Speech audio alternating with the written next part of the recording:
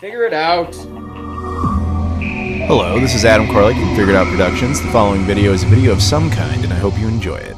Hello, welcome to the FigureItOutcast for June 2023. Welcome, and I am your host, Adam Koralik, and as always, we are joined by Rob Thanos, who is here hanging out with us. Hey, say hi, Rob. Hi, Rob. Okay, that's good. That's great. Very creative. And as always, this is a Patreon-backed podcast, so thank you very much to everybody out there in Patreon land who not only supports this, supports the entire channel, gets everything up and running, gets early access to videos, but if you do that, you also get access to not only the videos, but you can pick subjects on this podcast, you can get shout-outs on it, or you can be on it. And speaking of which, returning champion, Abdullah, welcome back, man. Hi, happy to be back.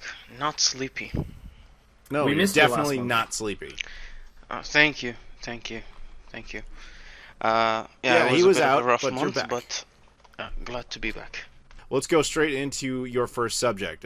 Well, the subject you selected, I should say more accurately. So again, that is a perk. If anybody does ever want to join the podcast, you get to pick a subject in addition to talking about it. So correct me if I'm wrong on this, Abdullah, but what you decided you wanted to talk about here was, I wrote down thoughts on the ideas of modding a limited edition system. Is that basically right?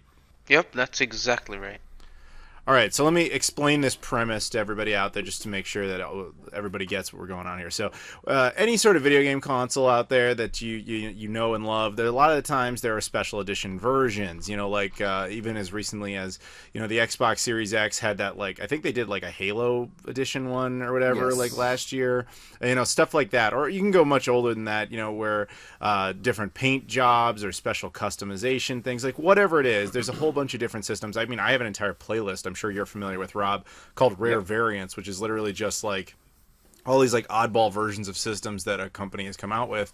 The premise is, where do you stand on the idea of modifying one of those? Yep, exactly that. So, Since it was your subject, you take point. What do yes. you think? Yeah, so the thing is about this subject specifically is because I got into an argument, not a big argument, but like, let's just say a discussion with a friend, because they wanted to mod some specific GBA. So Mega Man Battle Network, right? I think there was a special edition released in Japan for it, and so they wanted to do a modding of backlit, adding a backlit screen because it's the original GBA model, not the SP. And so we got into an argument where it was like, should we do it? Should you do it or not?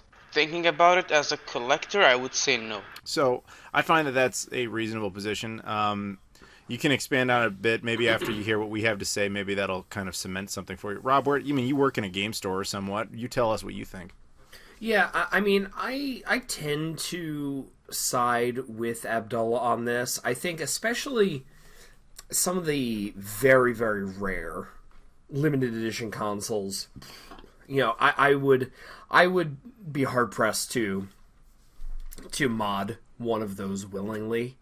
And I have actually brought that up to customers, that had brought things into the store, limited edition Game Boy or a special console. I can't think of any other examples offhand, but they wanted to get it modded with with this or that. And I have mentioned, it's like, hey, you do realize that this is a limited edition console. It's worth more than your standard run-of-the-mill version.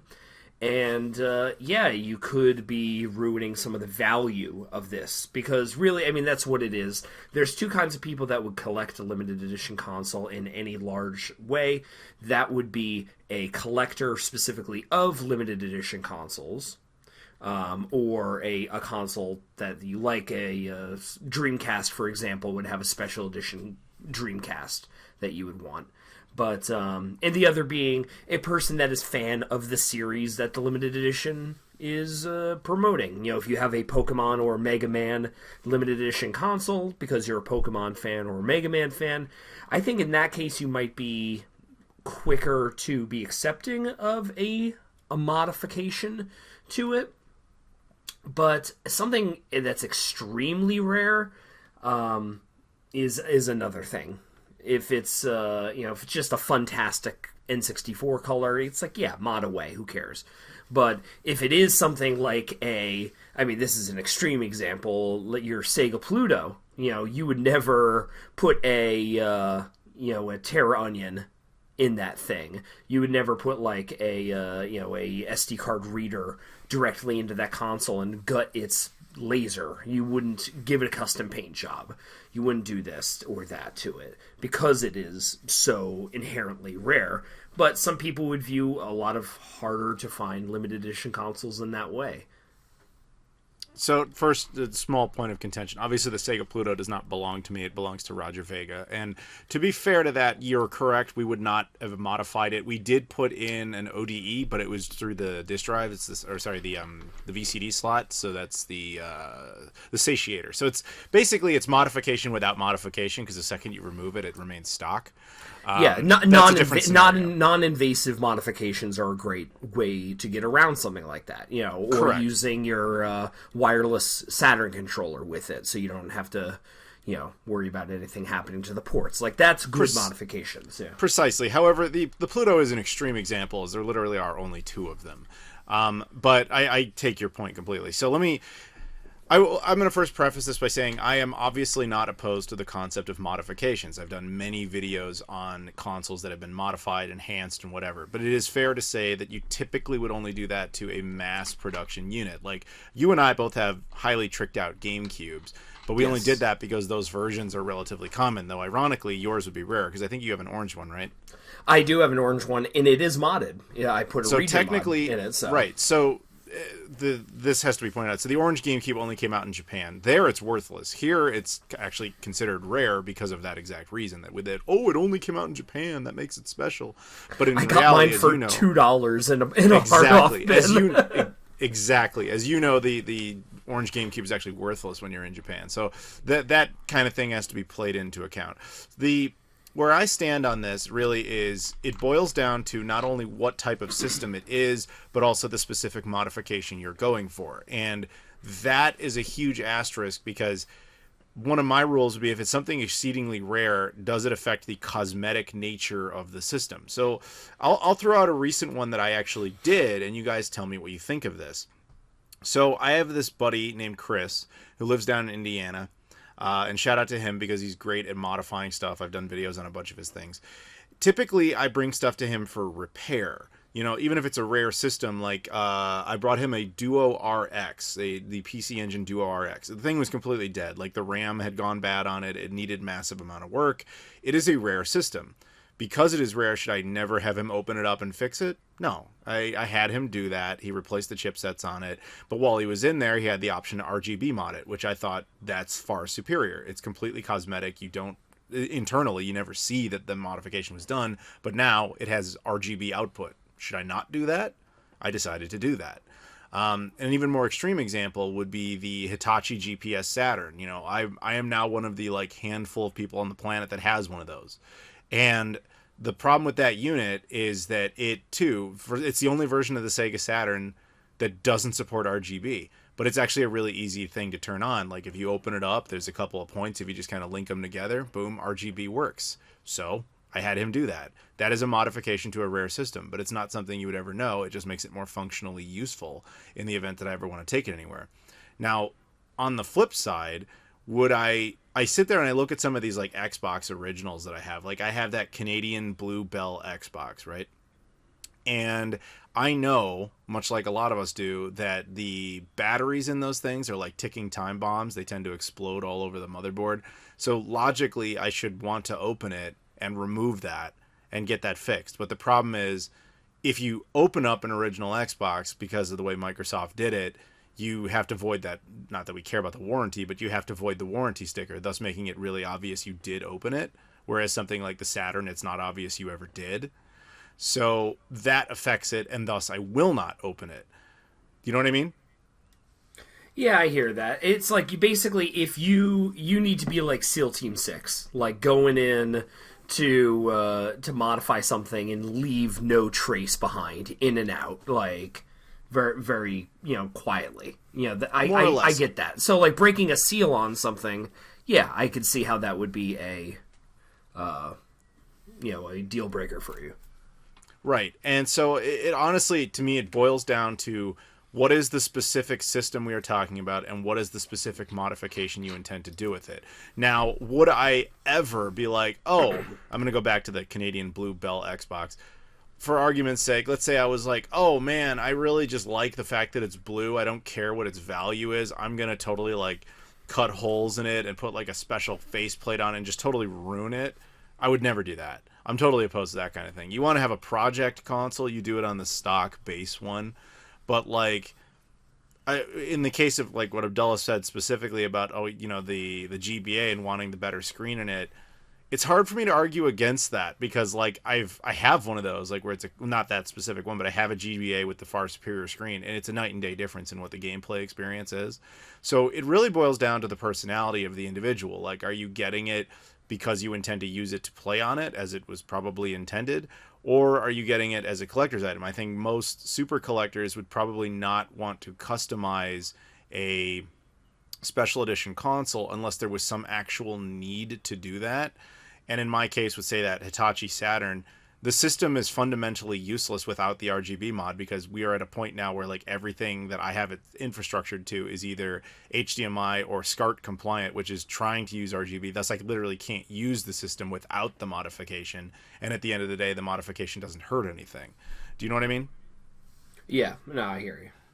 So again, I would say it's very console specific. And it's funny you mentioned the prototypes, because I actually had this conversation with the late Terry Diebold. He was the guy who owned the Nintendo PlayStation prototype. If you go look at the photos and stuff of it online, you'll notice it was very yellowed. And that had actually been a subject between him, Ben Heck, and some others about we could retrobrite it, like we could make it look like it was intended. And he said, no, I don't think we should do that. This is the what it naturally turned into, and that's what we should leave it at. But at the same time, if you talk to Ben Heck, he can tell you a whole lot of it under the hood wasn't natural. Like the amount of work that Ben had to do to get it running, including completely replace the disk drive with a different disk drive and all this other stuff. It's Shipathesius. Like when does it cease to be what it originally was? You draw a line somewhere on there, and it usually boils down to getting the thing to function as optimistically as possible, but you don't interfere with the cosmetics. That seems to be the case. At least that's my take on it. Yeah, so I'm going to use an analogy from a different medium. Another thing that I see a lot of modifications in are guitars, musical instruments. In a guitar, you could swap out a lot of different components, the tuning pegs, the bridge, the different pickups, and things like that. And, people do modifications like that on vintage, rare guitars that are worth sometimes, 5 figures, 6 figures at times. They will do modifications. But I have also seen a lot of cases where they will keep the original components with the guitar. They will keep the original tuners even though they've been replaced, because in the event that down the line they do choose to sell said guitar, they would be able to say, I have the original tuners, I have the original pickups. If you do want to swap them back in, they are there for you. So I could see something, especially along the lines of a repair, like Ben Heck did to the PlayStation prototype. Like, I would have, in my case, I don't know if he did, I would have kept those extra components that you did have to swap out. And in the event that when the console did sell, you could have those with it in case the buyer was any sort of perfectionist. That's fair. He might have kept them. I have this vague memory of him saying they were in a box somewhere, but I could be misremembering. I was jet lagged as all hell when we made that video. But I mean, what you're describing too is also repair. Repair is different than modification in a lot of cases. True, but that's usually my motivation to modify anything. Is you're already in there anyway. Yeah, I mean, if you want to put a McWill mod in a Game Gear when you're replacing all of the capacitors and fixing, all of the things that are wrong with the system, yeah, that makes sense that you might want to do a LCD screen upgrade. Okay, so let's go with a simpler example, because let's take you're right that most of these, the genesis of most of these is that they are some sort of required repair. So let's say an original Xbox, because we've talked about that a few times. And obviously you can customize an original Xbox like crazy. You can double the RAM, you can put an SSD in the thing. Like that's famous. Like you've been able to mod and hack original Xboxes forever. Would you do that to, say, like one of those Mountain Dew units? If it was not functioning, yes, I would. Okay, but what if it was? What if the system's totally fine? A Mountain Dew one, I don't have the reverence for it. Like I would. See, but then that goes back to what I said. That's like personal preference. Yeah, and this is all personal preference, but I do think there's a spectrum. It's not like all mods are good or all mods are bad. I think it really is a case-by-case basis. Exactly my point. It's always going to be a case-by-case basis. So I would argue in a lot of situations, a lot of contexts, I would agree that a modification to a limited edition system is okay. But there's definitely going to be situations where you go, no, don't do that. But if you feel eventually dirty tends to doing blur. It, yeah, that eventually tends to blur when it comes down to like, repair work. So like, I'll give you a great example. I wish I could find it. This used to be this big Reddit story that happened like, I don't know, 15 years ago. I have no idea where it is now.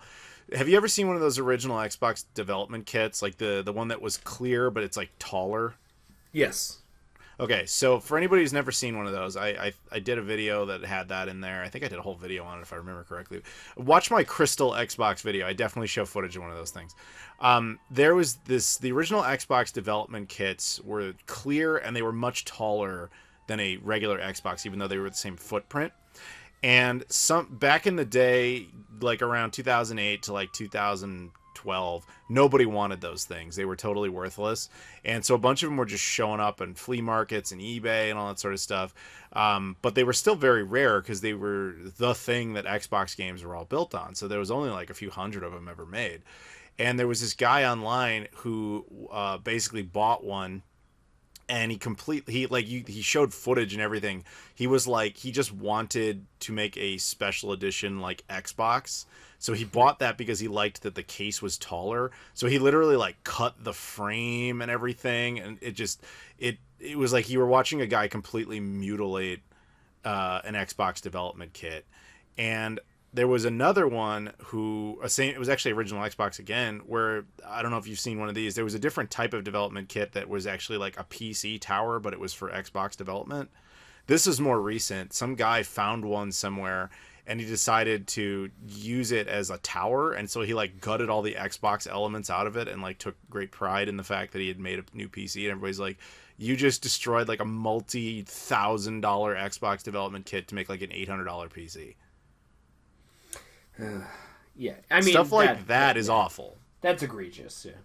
Yeah, but sometimes it boils down to ignorance. Now, would I ever? Again, I wouldn't take like an original Xbox Special Edition, like the Crystal or even though that one's not that special, but like the Blue Bell one, the Smoke Black Xbox, the Japanese one, or any of those. I wouldn't customize those personally. But then again, I look at some of the limited edition Wiis, like for example, like the Mario Red Wii. I have absolutely no reverence for the Wii, as you know, so I wouldn't care. To me, it's only even slightly useful if it's modified. But that, again, system by system, case by case basis. There is no flat rule, is essentially what I'm saying. Like to your point, like if it was a mod that could be reversed, if you wanted to later, like I have a limited edition 3DS console. It was the Hyrule Zelda edition with the Triforce on it. And that's a very desirable console right now. And with the eShop closing, a lot of people are modding their 3DSs in order to access certain games and services that are no longer available. Something like that is reversible. You can uninstall that, or if it's loaded on an SD card, it's as simple as just taking out the SD card. That's easy, But anything past that on a very expensive limited edition console, it's got to pass the smell test. If it feels dirty that you're doing it, don't do it. Just a quick question, Adam.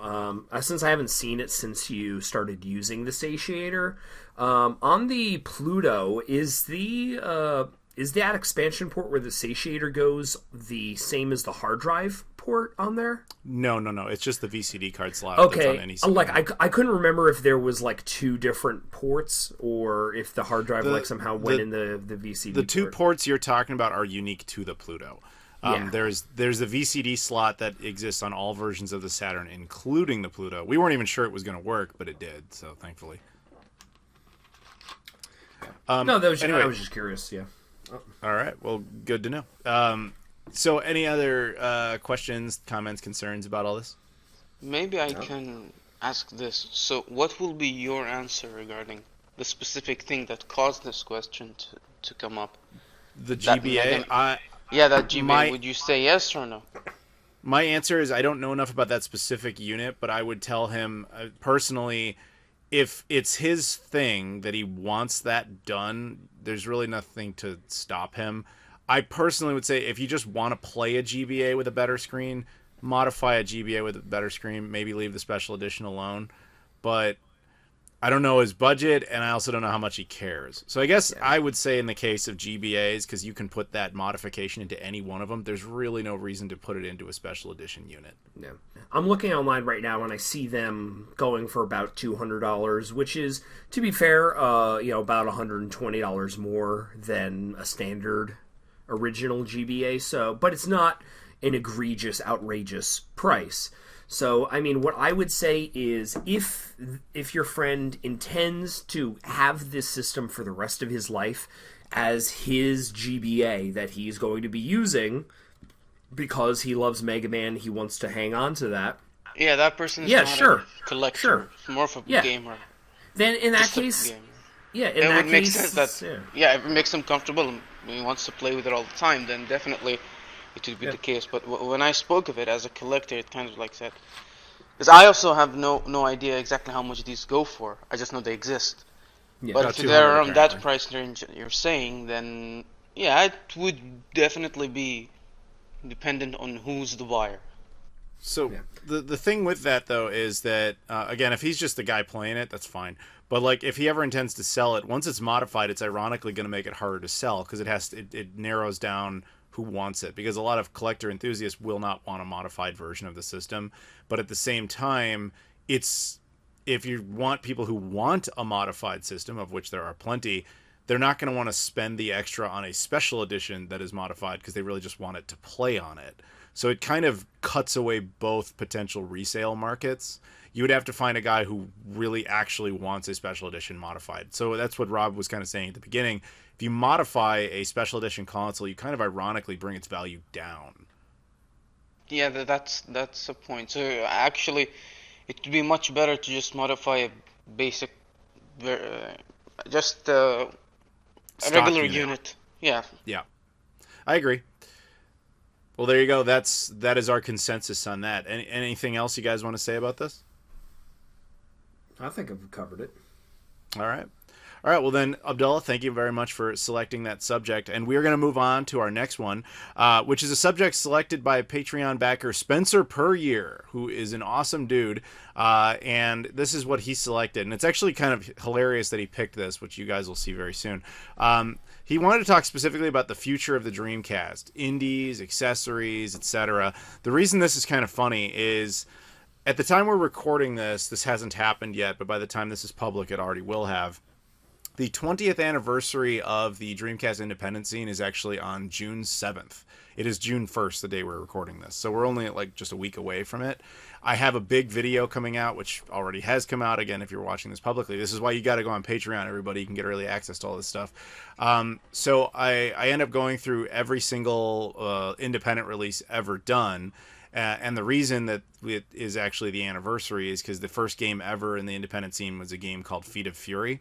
And Feet of Fury was basically created by a guy named Dan Lucen, who's now the guy who runs the Midwest Gaming Classic in Milwaukee, which is like, I would argue, the second best retro video game convention on the planet, only to PRGE in Portland. And he's a buddy of mine because I've been a guest there a few times. So I was like, dude, are you aware this is around the corner? And he was like, oh God, no, I had no idea. he actually did an interview with me and stuff for the video. So it's just kind of fitting that he wanted to talk about this. So first, before I talk about it, what do you guys think? And Rob, I imagine you've got some thoughts. Yeah, I mean, I really appreciate the Dreamcast independent scene. Maybe not to the level that you do. I mean, as like the ultimate Dreamcast final boss collector. Yeah, Yeah, really. But yeah, To be fair, who's going to compete with that? Even Max, Dreamcast guy, doesn't compete with that, you know?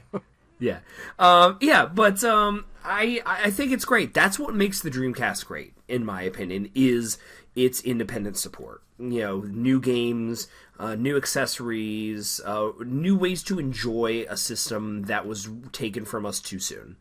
That's what separates it from something like the original Xbox, or even my favorite console, the GameCube. Like, we just got the first GameCube independent game, a couple months ago. Xenocrisis. And even Xenocrisis. you can't really enjoy it to the same level of a Dreamcast because you need a modified system. So, I mean, that's what makes the Dreamcast great, is that it's out of the box. Anybody with a Dreamcast can enjoy new titles released on this thing. And I love, Digital Press stocks all of the new Josh Prod and VGNY soft Dreamcast releases. So anytime we get them in, I always look through them and see what looks interesting to me, and I pick them up every once in a while, and I do enjoy them because I like the Dreamcast and I like being able to continue to make memories with it. I think that's what's really special about it. And I guess, I mean, you probably know better than me, but it's like, at least to me, I feel like we're in kind of like a golden age of appreciation of the Dreamcast. We're not just getting random shoot-em-ups and Neo Geo ports. We're getting, like, full-fledged, really cool games. Stuff like the Texorcist, which takes advantage of the Dreamcast keyboard. I really, really appreciate the dedication that the independent scene and people like Josh Prod have put into keeping this console relevant in the eyes of retro gamers. Yeah, it's actually an interesting point you bring up about how you're right. There's more and more stores sell the indie Dreamcast games at retail.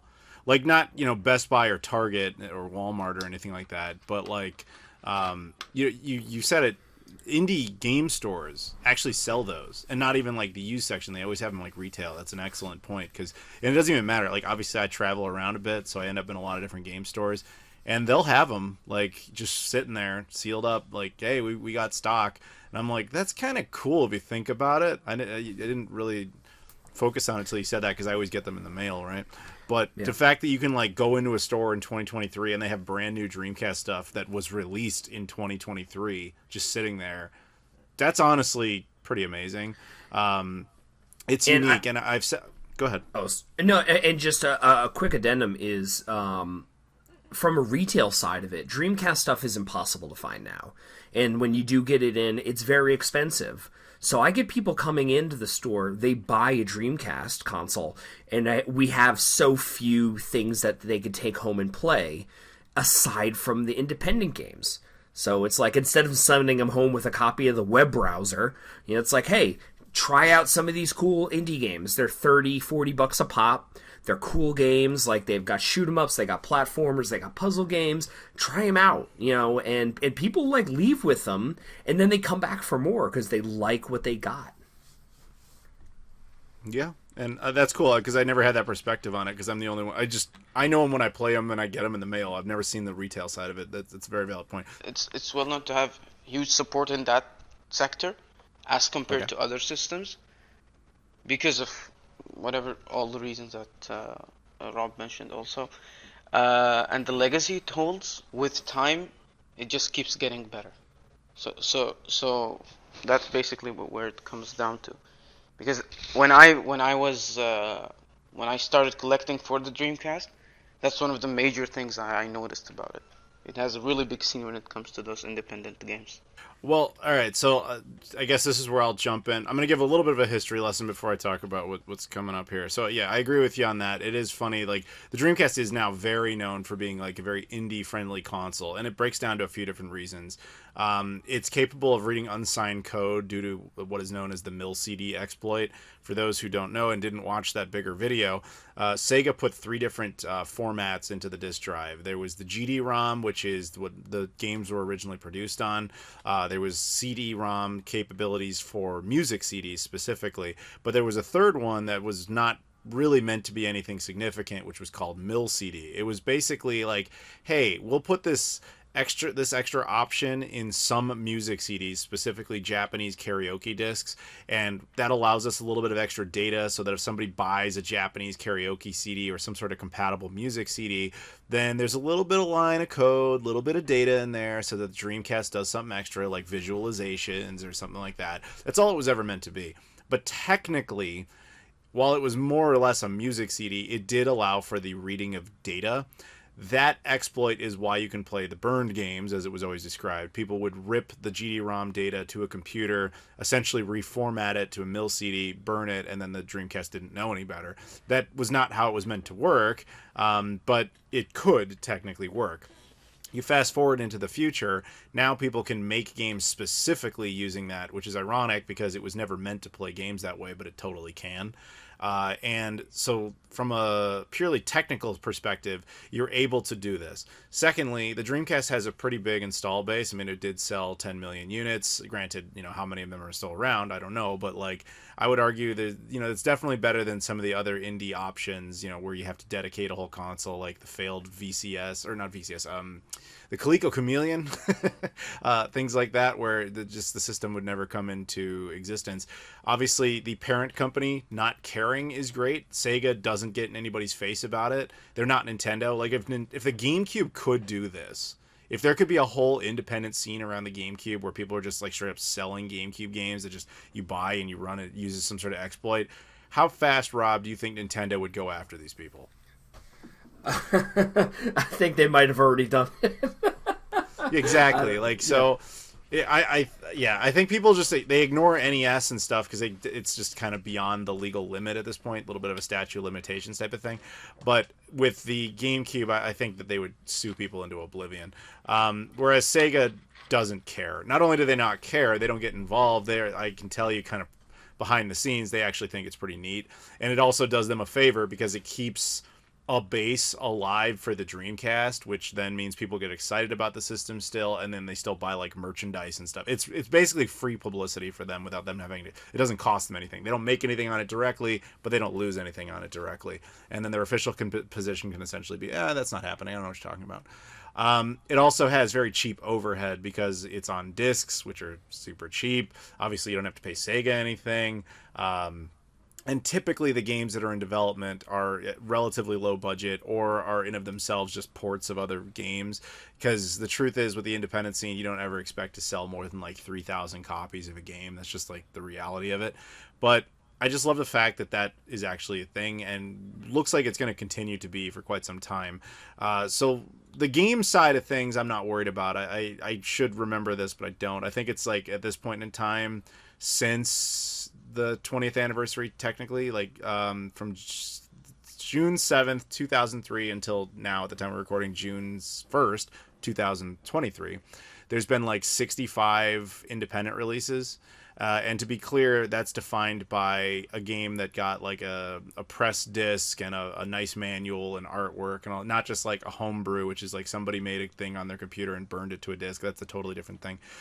In other words, I think the independent side of things, the game side, is fine, and you'll continue to see videos about that for a while. If anything, you'll probably see more games coming up because we're now reaching a point where games are getting easier and easier to port over. More complex games are getting easier and easier to port over.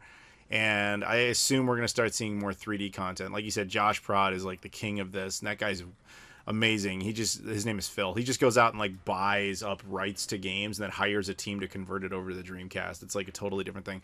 But yeah, things like the text assist are also the weird ones that we get, where occasionally somebody just like, you know what, I want to make a game for the Dreamcast that finally uses the keyboard correctly. Great. So, but Spencer also wanted to talk about the idea of future accessories. So let's talk about a couple of those. Actually, it's funny. Like right before we start recording, Rob, like maybe 15 minutes before we talk to each other, it looks like Retro Fighters announced they're going to do a wireless version of the Striker DC. Oh, now we're talking. Yeah, I mean, I didn't get to read much of the detail on it because like I just kind of noticed it in my feed, and so if I'm wrong out there, but I could swear that's the story. So there's that. Obviously, Retrobit's been sitting on their Dreamcast wireless controller for quite some time. The problem with a wireless Dreamcast controller, because I actually did a video on one years ago, is that the amount of power needed to run the VMU and the jump pack really hurts it. So you need enough power to do that correctly. So I don't know. Maybe Retro Fighters finally got to a point where they're like confident in it. I don't really know, but we'll see when that comes down the pipeline. But it's not even just that. Like, do you remember that whole VMU2 project? Yeah. Yeah, I don't remember all the details of it because it was like a year ago, but basically it was an upgraded version of the VMU with a backlit screen and way more memory and could do all this stuff. Like, people still make stuff for the Dreamcast to kind of fulfill the unrealized promise of what it should be. And I largely boil that down to the passion that people have for that system, like I have for it, which is, I mean, I'm just the loudest one on the internet about it, but there's definitely people like me. Where really all it boils down to is most systems in history that failed because they weren't good. The Dreamcast is extraordinarily unique because it was at the top of its game. You know, the support on the system was awesome. Everybody loved the titles for it. It was a unique, amazing experience by a great video game company. And then the only thing that killed it, really, at the end of the day, was its parent company, Sega, just ran out of the money to keep going. That was it. That's what made it stop. And so everybody was just kind of like heartbroken. You know, it's like the love of your life just suddenly vanishing type of thing. It's like, what the hell? Why is our relationship over? You know, whatever it is. And so now I think that is definitely a factor in why people care to get more Dreamcast stuff. It just happens that because of the mill CD exploit, we can. And because Sega doesn't care, we can. You know what I mean? Yeah. So I pose a question to you, to both of you. So what's your dream Dreamcast like accessory? Like quality of life improvement that you could hope the indie community could make. You know, for instance, you mentioned a wireless Dreamcast controller. Like, that's a great thing. I would love to see something like a third party alternative to the broadband adapter for the Dreamcast. Like, I think that would open up a lot more possibilities in terms of reviving game servers for Dreamcast games, or increasing like an online community for independent games with a high-speed internet thing, because those broadband high-speed internet adapters for it are very expensive and very hard to find. I would love to see a third party one of those. Yeah, I would. Man, go ahead. So I'm gonna make this simple. What you mentioned, that the wireless controller and the limitation due to the VMU, that's actually what I would really hope would be the case, because it would make the setup much better in my room. That'll be the first thing, and it will line up with the systems that I have, because almost all systems, even older ones, that you could, even if they didn't have those wireless controllers, you could get them. But the Dreamcast is a very special case because of this VMU thing. So that would be definitely something that'll make things way better, and the Dreamcast experience would be much easier, and it would be cosmetically better for the setup that I have in my case. So that would be my answer to that question. Okay. You know, I agree with those things. I also sit there and I think I'm a little spoiled because I am so associated with the Dreamcast. I get access to a lot of these toys anyway. So, like, I would have at one time said, oh, HDMI output. Well, that's very much been solved by this point with modifications. Things like ODEs, etc., have also made it easier to get the game library functional. In fact, by the way, this is a side subject, but the Dreamcast was really future-proofed in the fact that Sega had the foresight to put native 480p on it when it was made in 1998. So it looks amazing on high-def setups when done correctly. And of like the nearly 800 games, and yes, there were about 800 games, including all the Japanese and European exclusives, almost all of them support the VGA modes. But there's like maybe like 50 or so worldwide that don't. But the fan community has been getting around to that, and I think now about like 10 to 15 of them, they've finally patched out that problem. So if you have an ODE, you can actually play those in the high-def modes now. And the fan community has also gone nuts with like Google Translate and AI, and they've actually started translating a bunch of the Japanese games into English. There's a whole bunch of games now that you may not know about that actually totally work. Like Napple Tale is like an open world RPG that was only released in Japan. Now it fully plays in English on the Dreamcast, and you can play that anytime you want. stuff like that. There's a whole bunch of games that the fan community has been working on, essentially completing for North America, and I think that's great. But I have access to all those, as well as things like I'm assuming, Rob, you heard about the whole Atomis Wave thing? No, I haven't. What is this? Okay, so this doesn't directly answer your question, but it's worth explaining before I do answer your question. So Atomis Wave, are you familiar with the Naomi hardware? Yes. Okay, so Naomi hardware was basically like the Dreamcast, and I'm not gonna say prototype, but it was like it was like the arcade version of the Dreamcast, right? There was actually a follow-up to that called the Atomis Wave, released I think it was in 2003, where Sega essentially just recycled the Dreamcast hardware without the limitation of the disk drive. So they basically used the equivalency of, let's call it, cartridges to allow its games to run. That way it didn't get limited by the disk drive speed. And that was what they used for arcade cabinets for a little while. And I think something like 23 games or so were made for it. About a year ago, maybe like 2 years ago, the fan community got access to that. They figured that one out, and they were able to convert those games over to the Dreamcast, like just do straight up ports, because they essentially were Dreamcast games. And they figured out, like, the problem is you can't get them to run through the disk drive because they just can't run that slow. But if you use something like an ODE, like the mode specifically, you like unlock all those games and they all work. So it's like a whole bunch of brand new Dreamcast games made by Sega, in most cases, suddenly just exist again. That you can actually play on those things, which leads me into it, because like a few of them, because it's arcades, a lot of them used like like they were, a lot of them were like shooting games, so they had like big arcade shooting games like with light guns and so on. That would actually be my answer to the question. A light gun that is compatible with a modern television would be amazing for the Dreamcast, not only because there's a few Atomis Wave games that use it, but also the original. I would argue the Dreamcast, maybe, and I can't believe I'm about to say this because I'm about to praise the Wii for a second, but with the exception of the Wii, I would argue the Dreamcast was the last system that really had good light gun experiences.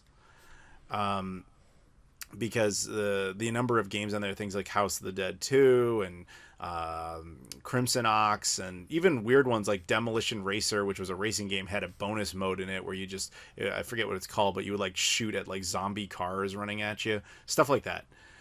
There's a lot of cool light gun games, but you can't really play most of them anymore because they still require a CRT. If you could find a way to make that work on a modern setup, that would be my go-to piece of hardware that I would want. Yeah, that would be really cool. Yeah. But I don't know about that one because that's more of a technical issue that may be impossible to get around. But you never know. You never know. Anything else anybody wants to say on the future possible achievements of the Dreamcast? No. All right. I think we're coming up to the 24th birthday, by the way. Happy birthday. I remember we did a 20th anniversary panel at AVGC back in September 2019 for that, and yeah, it's hard to believe it's going to be another 4 years. Time flies, man. I'm as old as the Dreamcast, roughly. You were born in 98? Nope. Very close. 99. Yeah. So the Dreamcast is actually older than you. Thanks for making us feel old, dude. All right. No problem. My pleasure. Well, thank you. Well, all right. So speaking of thank yous, thank you to Spencer Puryear for picking that subject. So we are going to move on now to a round of shout-outs, and we'll thank all these people. Obviously, if you are a Patreon backer, you have the option to get a shout-out. So I'm very appreciative of all the following people. You've got Luis Bonilla, Loke, Michael Kelly, Tim Inman, and Trey Wagner. Once again, that's Luis Bonilla, Loke, Michael Kelly, Tim Inman, and Trey Wagner. I could not do the channel without the support of people like them, as well as Spencer Puryear, and of course Abdullah. Abdullah, thank you so much for joining us today, and I look forward to seeing you next time. And we are back, and now we are joined by Joseph Tamburino. Welcome back, dude. How's it going? It's going pretty well, Adam. I'm glad to be here again. Yeah, we appreciate it. And Rob is still here, right? Am I? I don't know. Are you? I think you are. Are any of us here? Let's get into our first topic about the metaphysical prospects of astral projection and existential existence. Is it real? Are we in a simulation? Actually, I really hope we are, because that means I could eventually figure out how the universe's infinite money glitch works. But sounds about right. But no, alas, Joseph had the option to pick a subject. That's actually not what he picked. In fact, he didn't pick anything, so technically we could have gone with that. But I overrode Rob on that one. And we decided to kind of talk about kind of two things that I think are kind of, together here. Sony announced the recent Project Q for the PlayStation 5, and we also noticed a big abundance of, like, what seems to be the early warning signs of the demise of physical media. So, Rob, would you like to take it away on these subjects? Yeah, so the one that I kind of contributed to this was the apparent starting to decline of retail space for physical games. Now, this has been a bit of a subject online. A few YouTubers have started to bring it up. That's actually how I heard about it. And I'll pose this question to you. When was the last time either of you were in like a Best Buy or a Walmart or Target and looked in the video game section? 2 weeks ago. Months ago. Incidentally, that was the last time I was in the Target. Yeah. So, I went to pick up Tears of the Kingdom at my local Best Buy a couple weeks ago, and I was shocked by how few physical games were in store anymore. There was nothing. The shelves were bare. Really shocked by the lack of presence of physical games. And I'm talking like Switch games, like not even just like weird indie games or anything. I'm talking like your Marios, your Pokemons, your Zeldas, your Call of Duties. Like there weren't games in my store, and I saw a lot of people talking about that online, that they go into a Target and there's no video games anymore. You'll get... That is completely true about Target specifically. Like, you're right. I went to one, like, a week ago or whatever, and it was, like, completely just, like... It looked like somebody robbed the place. Yeah. What's weird is that the shelves are empty, not that there's no space for them. No, the shelves are empty. That is bizarre. So, a lot of people are saying, like, this is, maybe a harbinger of things to come. Like Adam has spoken for years on his channel about a digital future.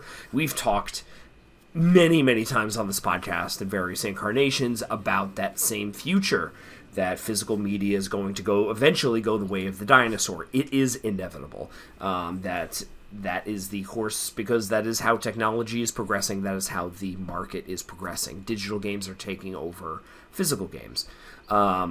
But I always looked at, saying, okay, at least, places like Walmart and Target, Best Buy, like, I could see them hanging on a little bit, just with physical games for a little bit longer, because they've got those whole sections dedicated to selling consoles, dedicated to selling games and accessories. And I was shocked, especially Best Buy, which is like, I mean, Adam, I think you're pretty much the case too, where it's like, that's how I get most of my games, is through Best Buy. And to see the lack of inventory in these places is really disappointing and kind of distressing for somebody that still buys modern games and buys them physically. Yeah, no, so go ahead.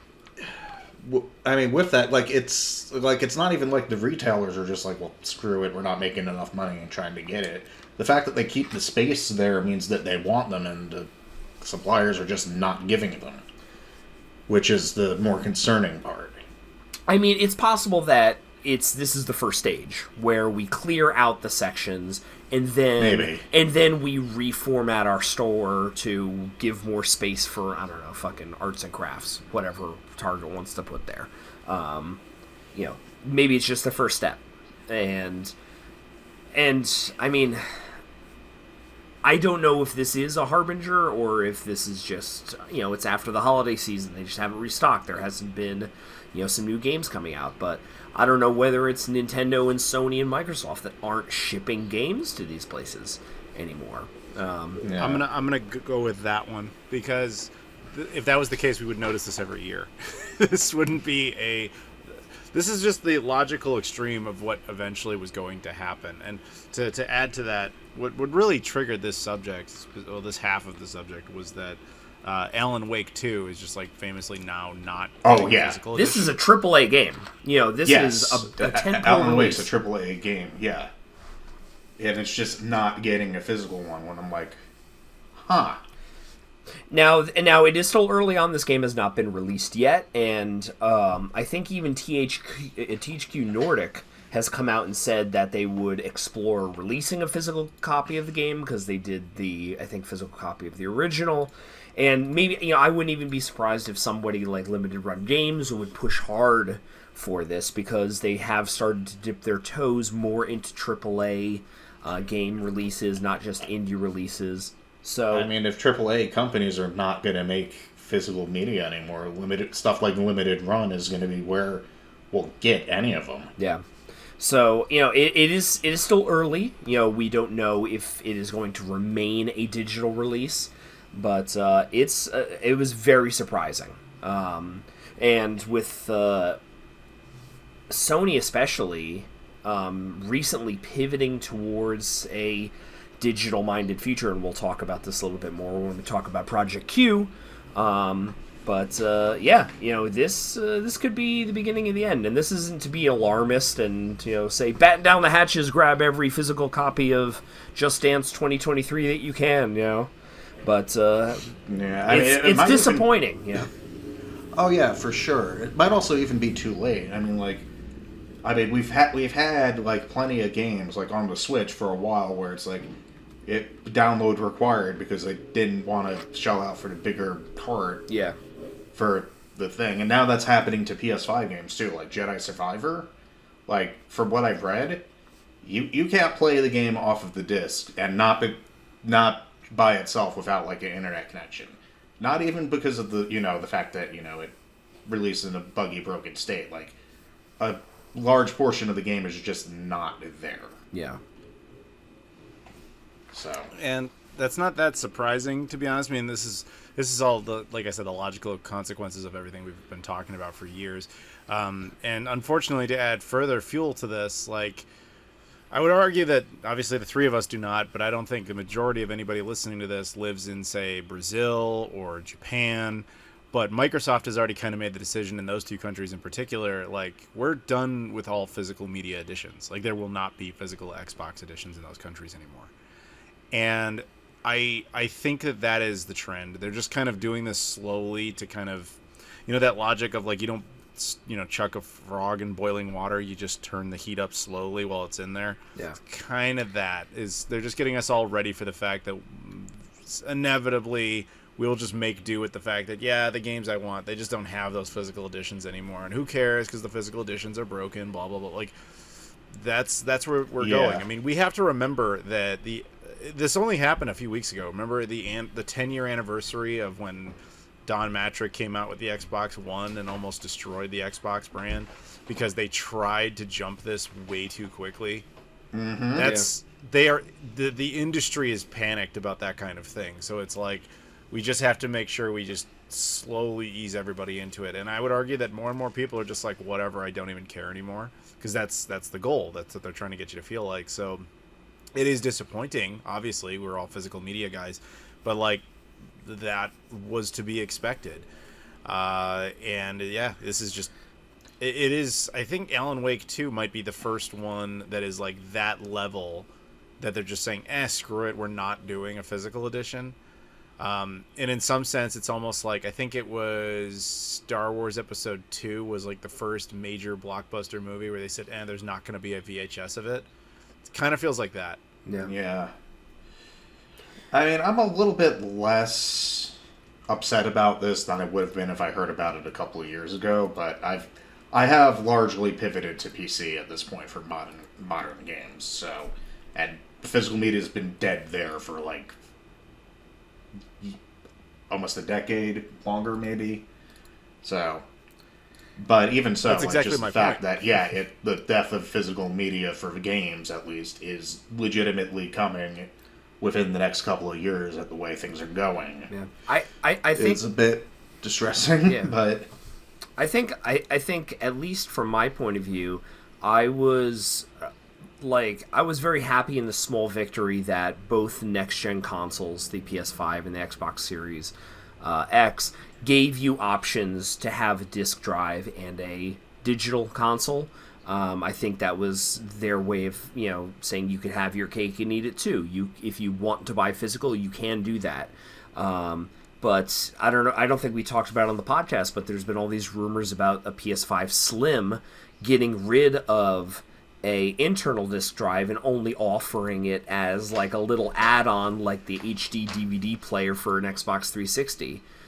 Just like, this is your disk drive for you crazy backwards motherfuckers. I mean, I'm glad they might as well have been. That thing looks like a tumor on the side of a PS5. Yeah.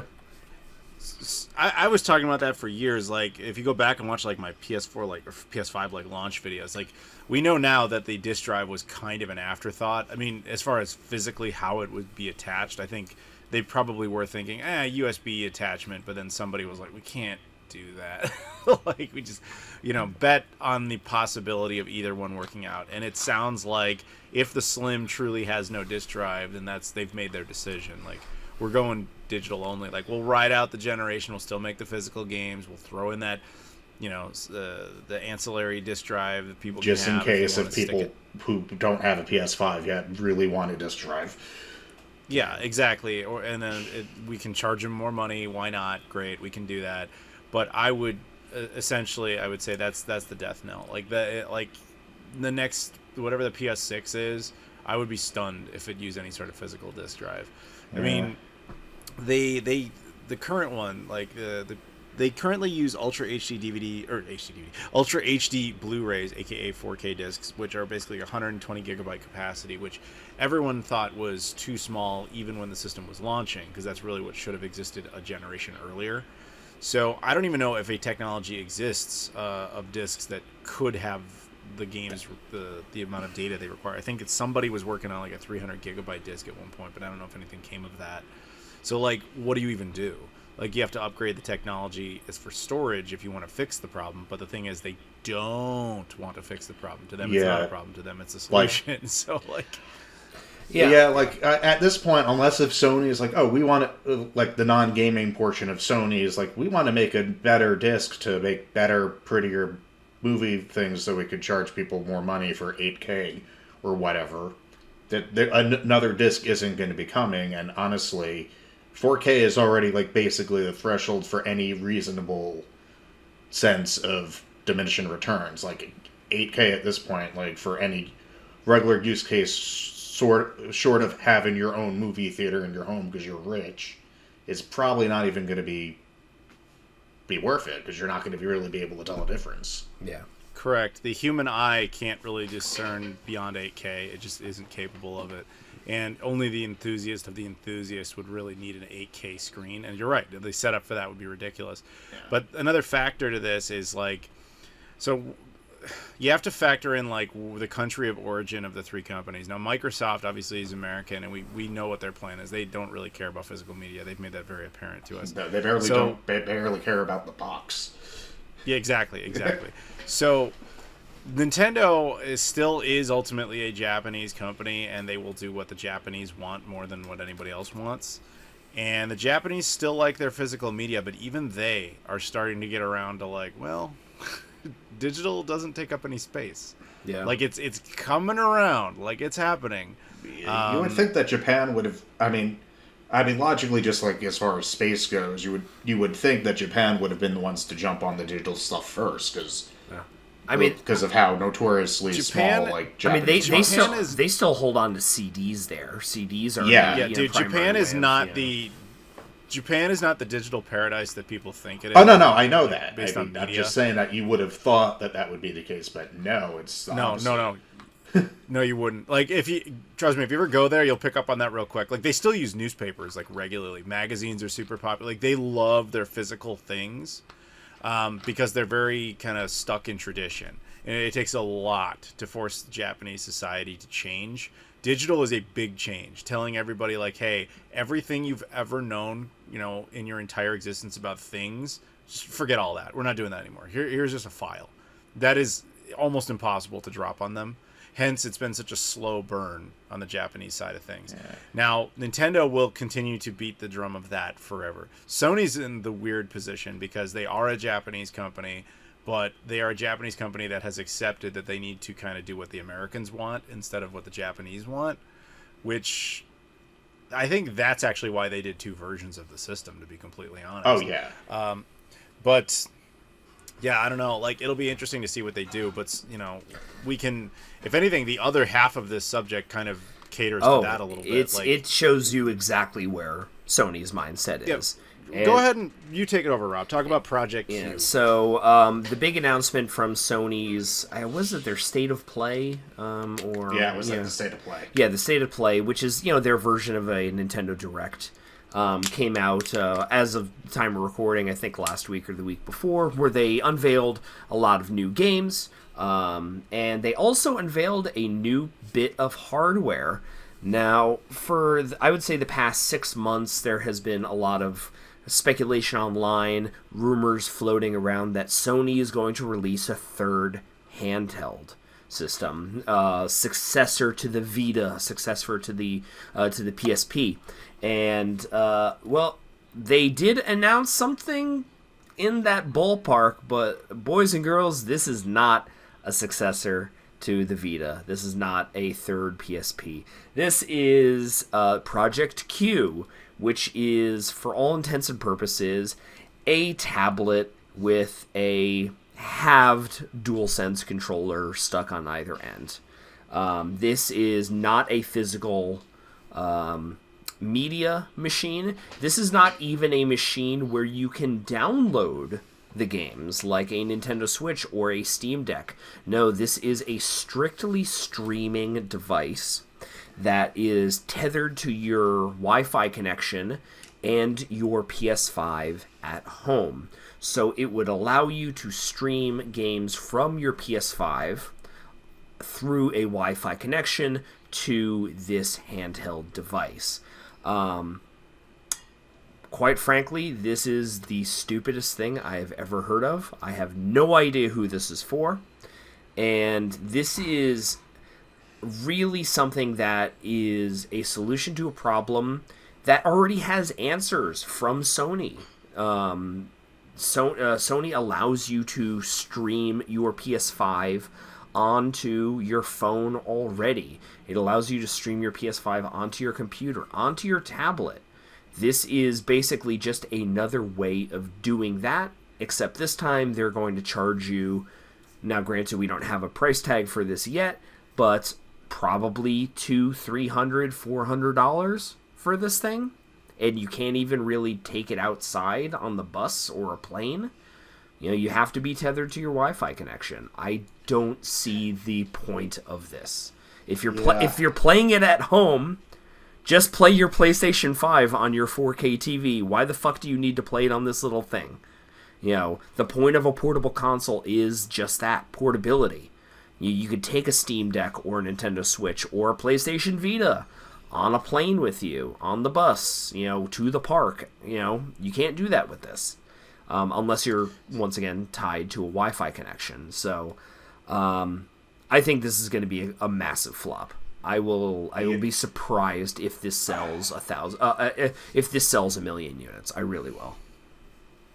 Yeah, so, I'm with you there. I don't know who this is for, and I don't expect it doing well. And I can't believe that Sony basically made for the PS5 what everyone thought the Wii U was. Yeah, like that was right. That's what they did. It's a Wii U tablet. Yes, but it's just the gamepad for the PS5. Yeah, but on the other hand, I didn't think that PlayStation Plus's like Game Pass copying thing that they did with the higher tiers would do well either, and the 2 higher tiers combined like got upsold like about 30% of all PS Plus subscriptions. And PSVR 2 is selling better than PSVR 1 did at this point in its life cycle. So what do I know?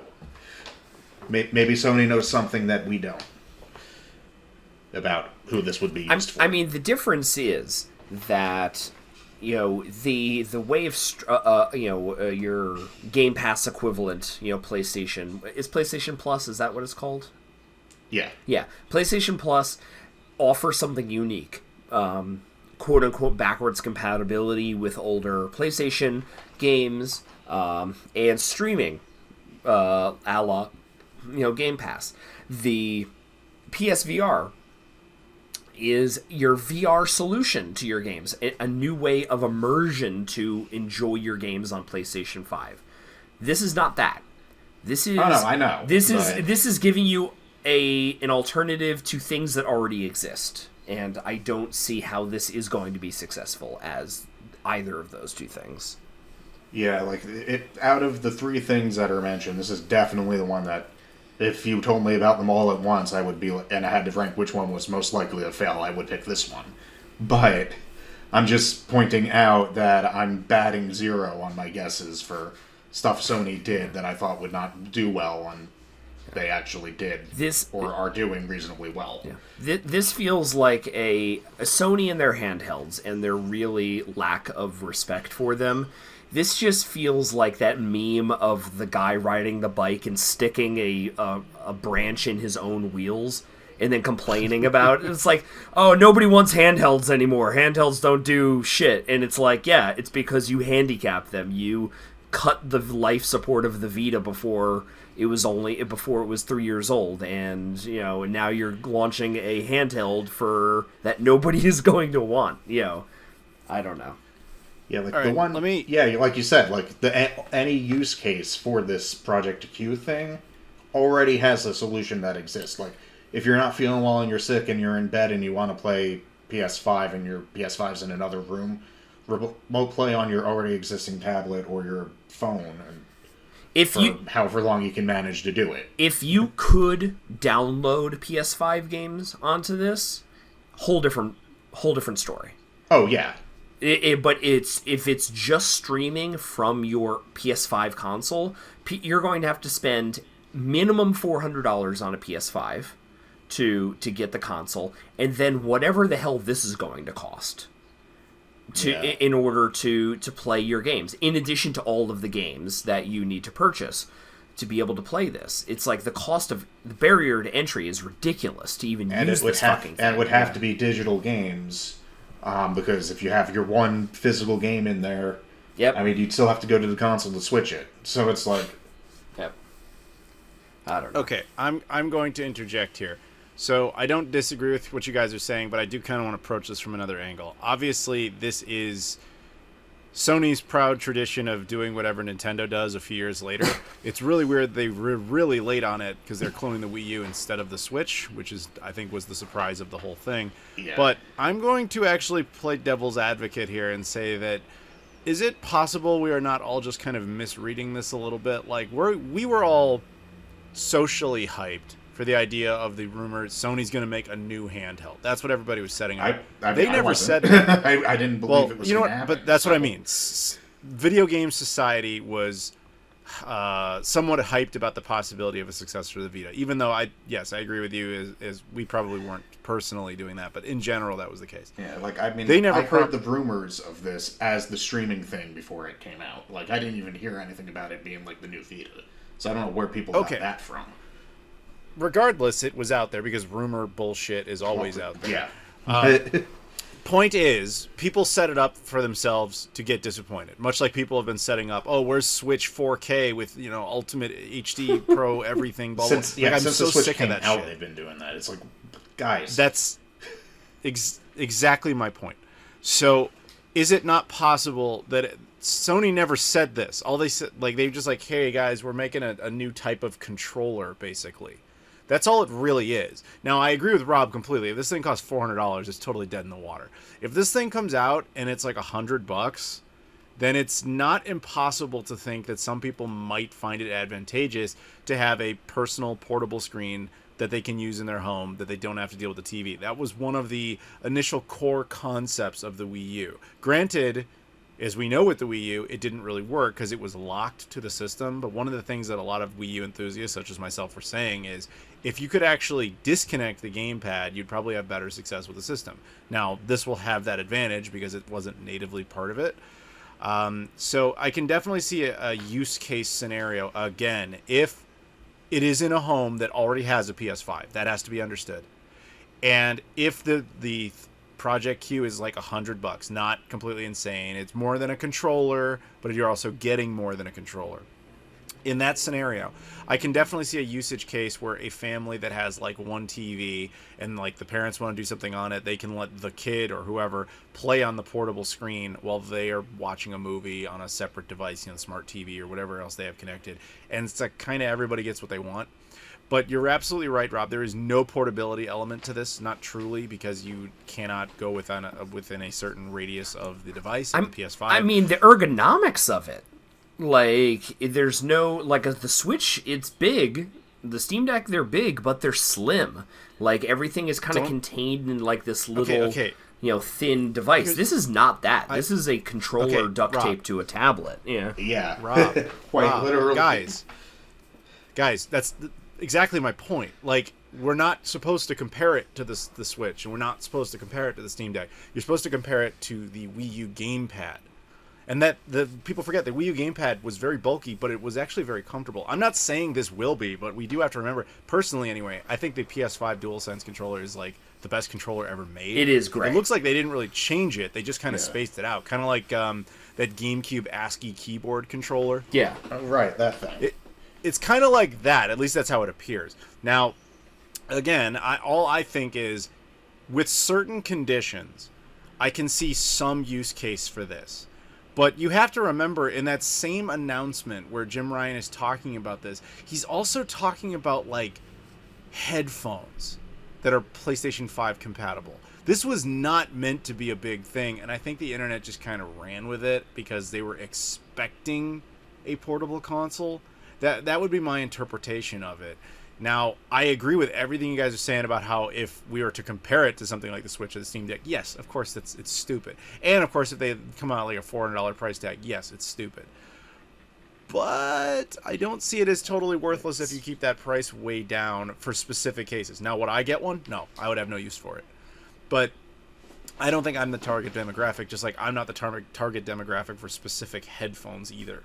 At the very least, Adam, you and I are definitely not the target demographic for that.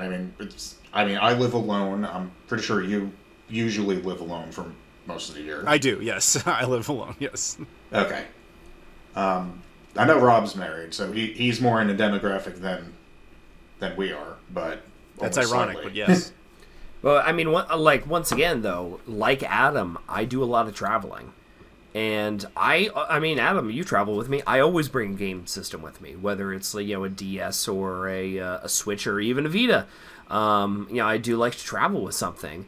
If this console, as I said before, if this console even had the ability to play digital games downloaded to your console, I would consider getting this. Rob, it's just a streaming device. It's essentially a controller. But my point is, it's not a console. It's a controller. Yeah, you have to think of it as a controller.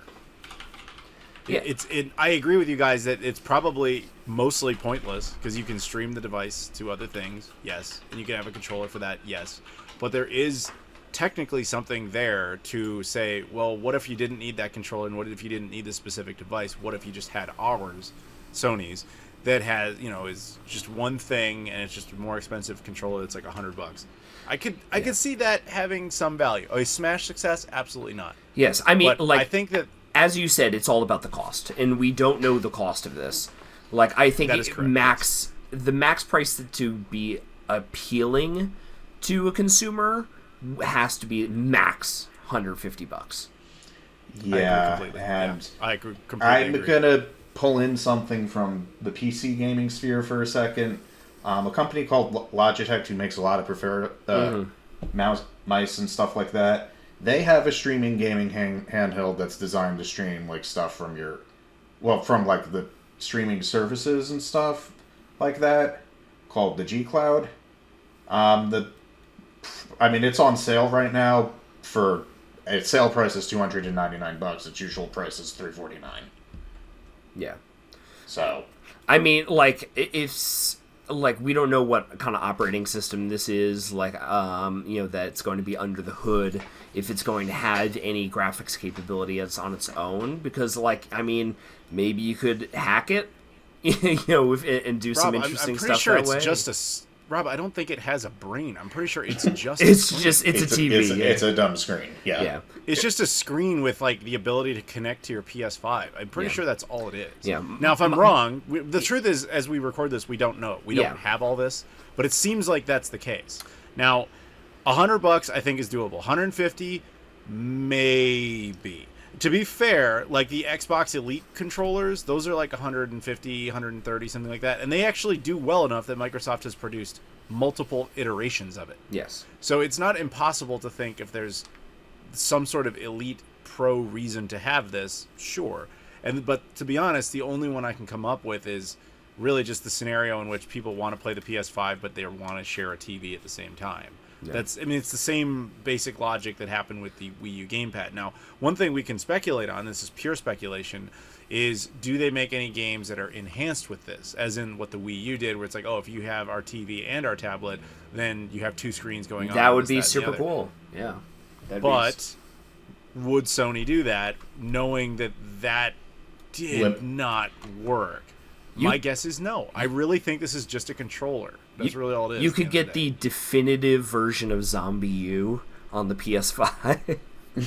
Which is hilarious, because Zombie U is already playable on PS5. No, but like the Wii U version of Zombie U. I know what you mean. It's just kind of funny, because then that would mean Ubisoft firmware updating that game to put back the Wii U assets. I mean, I absolutely hear what you're saying. Like, I think we're all in agreement that the cost is going to be the big deciding factor in consumer interest in this. But you know what? It's going to have to be at a very, very competitive price point in order to compete with the simple fact that if you have a PS5, which if you're going to buy this, you need to have one, you have a DualSense or Dual Edge controller to use that. Everybody and their grandmother has a smartphone. You could go onto Amazon and you can get a $10 controller mount that mounts your Dual Edge controller to your cell phone. And I know this because I see all of my kids in school playing games on their cell phone with a Bluetooth controller. And it only takes $15 to combine a PS5 controller and a cell phone to do the exact same thing. So it's going to have to be competitive. Let me point something out to you. Have you ever seen one of those officially licensed Nintendo brand SD cards? Yeah. Mm-hmm. And have you ever noticed they cost like 3 times the exact same SD card? Yeah. Yep. And people buy them anyway. Oh no! People are going to buy this. There are going to be some people that do. They're going to be the Sony fanboys. Absolutely, are going to buy this. There will be people that buy this. You have to understand that sometimes they basically catch you on the fact that you don't know any better. Yeah. And that I would, but again, as we keep saying, price point. You are right that you could construct a DualSense with a smartphone for $15 if you really wanted to. The linking. But that doesn't matter. To some people, it'd be like, oh, this is an official thing, so it's all together, and that's what I care about. But I completely agree with you. If Sony's like, this is $400, then we'll laugh them out of the room because it's just a screen. Now, to be fair, like the thing I brought up, that's like $350 to do only cloud streaming stuff. Sony probably has more volume / production capability to work with than Logitech does, and can probably come up with something and justify selling it for cheaper. It's just going to depend on how much cheaper they can go. It's the same reason how Valve made the Steam Deck compared to all the other handheld PC gaming devices out there that each costs $1,000 because the companies can't afford to make them in enough volume to get the price down. Fair. Yeah. Do we have anything else to say on these, or are we ready to move on? Vote with your wallet. On both sides. I voted no, yeah. but yeah. All right. Well, thank you very much, Joseph, for not picking it, but still picking that subject, I guess, technically. Thanks for nothing, Joseph. Jesus. You're welcome. Yeah. Yeah. Just like Sony, you gave us nothing. Okay. And we still bought into it. Yeah, we still bought it. Okay. All right. So moving on. The next subject, the last subject here, is by Patreon backer Chuck Shaw, who is at the tier in which he gets to pick a subject. And we thought we'd go out with this one because it's just kind of more whimsical, and I don't think this is going to take us very long. But the subject is, if you were to compete in a video game competition or tournament, what game would you want to play? So, does anybody have any idea what they would pick? Stellaris or Civ 6, and that's mostly because those are the games that I have over 1,000 hours in and have been playing pretty consistently since I got them. And actually know reasonably well enough to, in theory, show up in a tournament and not look like a complete idiot. Okay. But, Rob? but I mean, multiplayer for those games, especially Stellaris, looks a lot different than single players. I don't know how well I would actually do, but in like a serious competitive. Right. No, that's fair. Thing, but.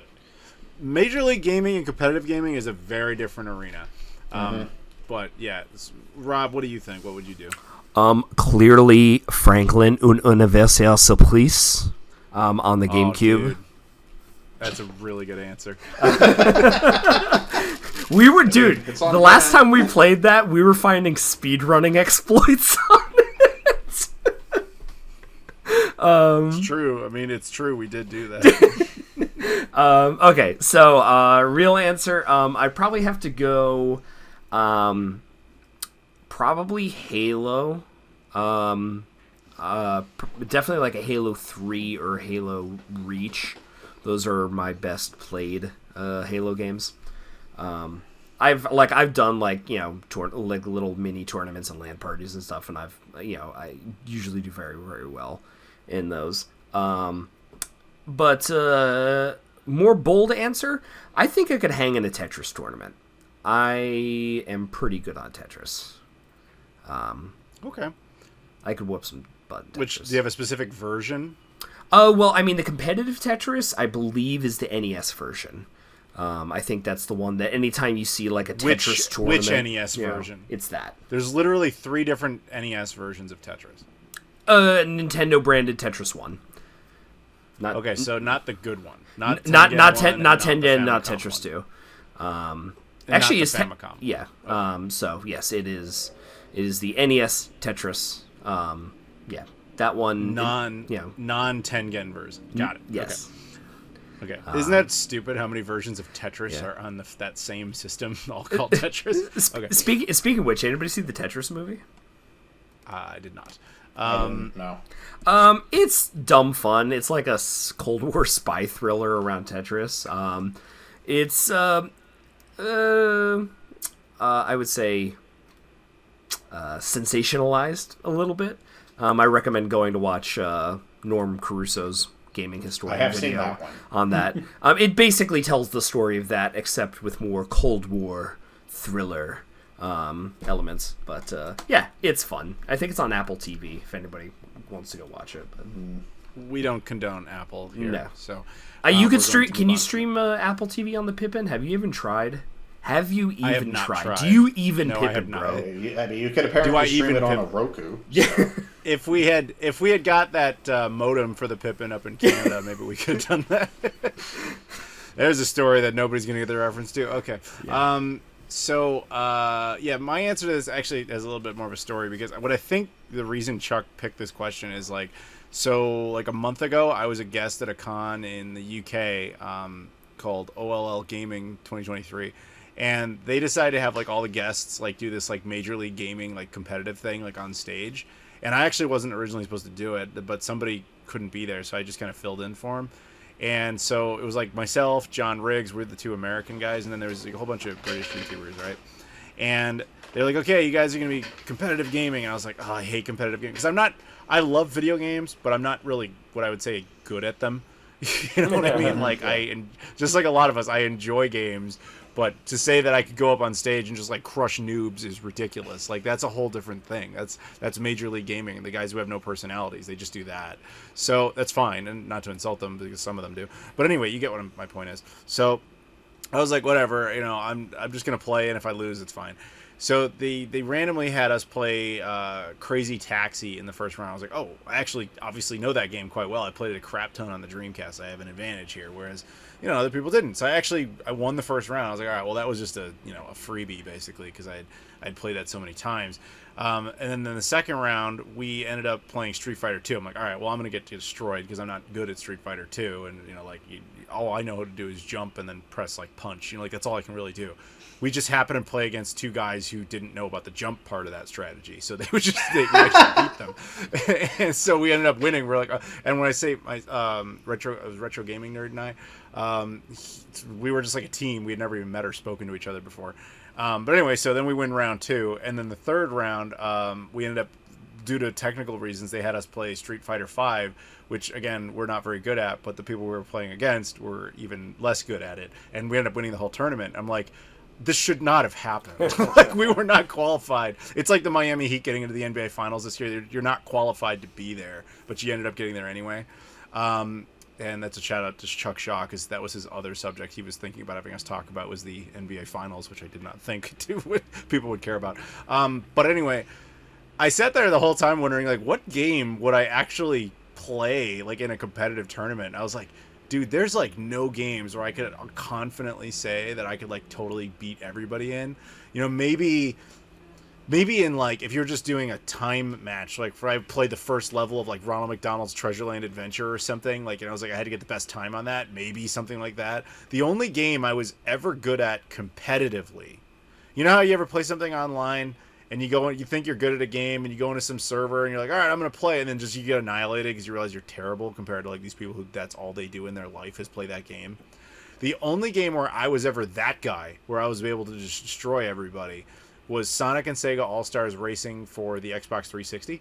I was amazing at that game, but I am not anymore. So that would be the one game where I'd say maybe that, but I would have to go back and practice quite a bit before I would be confident in that answer. Yeah, I would like to have an honorable mention, just because I just want to whoop some like 90s kids like in a gaming competition. I'd like to go back in time and do the Nintendo World Championships, because I think I could win like an NWC cart, and like, I don't know, what was the grand prize of that, like $500 or something. All right, so it's funny you mentioned that, because so Chuck Shaw runs Missouri Game Con, right, which is a convention I will actually be a guest at this year in July, so come on out. But he actually has one of the, I'm not going to say his name because I don't know if I should say this, but there is a guy who was actually a Nintendo World Champion who attends that show every year as a guest. Yeah. And it is really funny because of the era we live in versus when that tournament actually happened. So like, they actually had a few times they actually had like the NES set up with the I think it was like a repro, obviously, of the tournament card. So it's all the ones. So you had this guy's official times that were all like the winners. Yeah. And then they just leave the card out and say like, hey, can you best these times? And I would argue almost everyone did. Yeah, exactly. And the reason almost everyone did is just because now everybody's like played those games, and you have to remember the Nintendo World Championship, everybody had to play like the first time. They had no idea what any of these games were. Yeah. And so it was just like, Mario, Tetris, and Rad Racer, I think, were the three games, and two of those I'm dynamite at. So yeah, but that's because you've also had like, technically almost 40 years of time to practice. I just want to go back in time and make some kid cry and then get like a nice little nest egg. God damn it. That's all I'm saying, is that's my point. Like, it would have been relatively easy for you to crush a bunch of kids there, because you would have been like, oh, I've been playing these games for like 40 years. Get wrecked, kid! Yeah. I have a question about the whole going back in time to beat them and get that like $500 prize nest egg thing. When you come back to this time, does the value of that money increase with inflation, or does it decrease? Well, the winners got the gray competition cards, so that increased with inflation. Yeah, you can keep that, but the actual cash value, you'd come back with like older currency, which would still technically be legal, but it's devalued because $500, 40 years ago was worth a lot more than $500 is now. Hey, you I could buy a Project in Q real life, with it. yeah. But No, you'd be smart to like stick it into a bank and just let it accrue interest for 40 years, and then when you take it out, it'll be like worth $60 because $500, not a whole lot that's gonna accrue on that. yeah. But anyway. Yeah. So there we go. There's our answers, I guess. I don't even remember what they all were, but it doesn't even matter. So thank you very much, Franklin, Chuck. NWC, and Stellaris. No, I say, we do another official Nintendo Championship without Nintendo's permission because they will sue us. Call it like Nintendo Championship. Then the official Nintendo Championship, and we'll put all Franklin the Turtle games, GBA ones, GameCube ones, everything we got, and everybody, like, that's the game. Dude, there you go. That's our official. Off topic. Next time you come over, I need to show you the GBA game that I got for Franklin. Mm-hmm. It has some gorgeous 2D pixel art in it. I'm not even joking.